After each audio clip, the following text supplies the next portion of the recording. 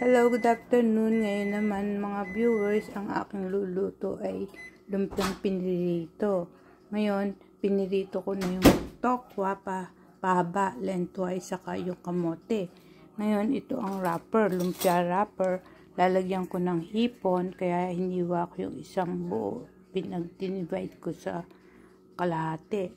Tapos, lalagyan ko siya ng carrots, toge,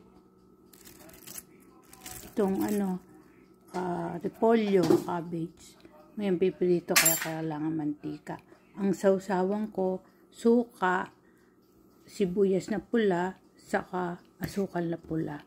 Lalagyan ko ito mamaya ng siling labuyo. Frozen kasi ang ginagamit ko na siling labuyo. Yung mga hindi ko pa subscriber, click the subscribe button. It's free. So you will watch my upcoming videos. Thank you for watching. See you on my next vlog. Bye.